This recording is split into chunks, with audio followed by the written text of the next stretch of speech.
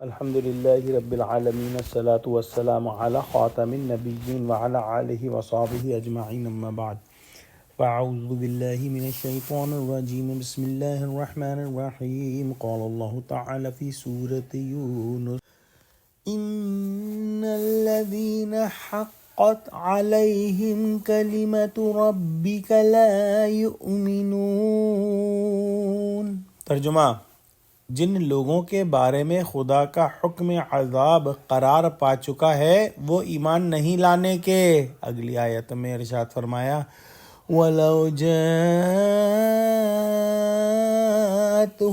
كُلُّ آيَةٍ حَتَّى يَرَوْا الْعَذَابَ الْأَلِيمَ۔ ترجمہ جب تک کہ عذاب علیم نہ دیکھ لیں خواہ ان کے پاس ہر طرح کی نشانی آ جائے، جیسے کہ پچھلی آیتوں میں ہم نے پڑھا کہ اللہ سبحانہ و تعالی کی آیتوں میں جو شک میں پڑھتے ہیں تو پھر ان کا نیکسٹ سٹیج یہ ہوتا ہے کہ پھر وہ آیتوں کے بارے میں جدال اور آرگیومنٹ شروع کر دیتے ہیں،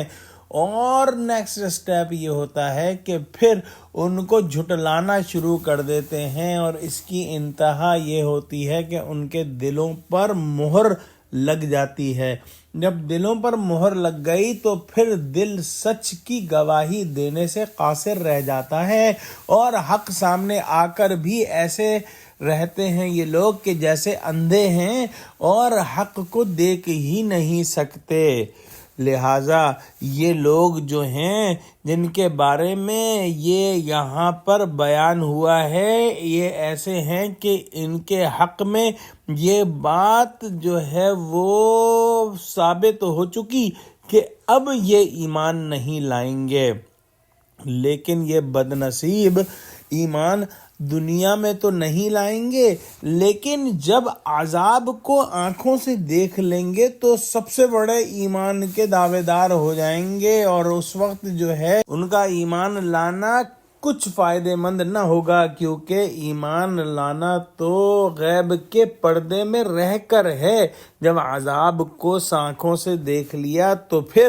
جو ہے وہ کس طرح سے ایمان لانا ان کو فائدہ دے سکتا ہے۔ گویا ایسے بد نصیب جن کے دلوں پر مہر لگ چکی ہے ان کو کتنی ہی بڑی نشانی دکھا دی جائے وہ ایمان نہیں لانے کے، اور یہی وہ لوگ ہیں جن کے حق میں عذاب لازم ہو چکا۔ دعا کرتے ہیں کہ اللہ سبحانہ و تعالی ہم کو ان لوگوں میں کبھی شامل نہ ہونے دے، اور ہمارے دلوں کو ہمیشہ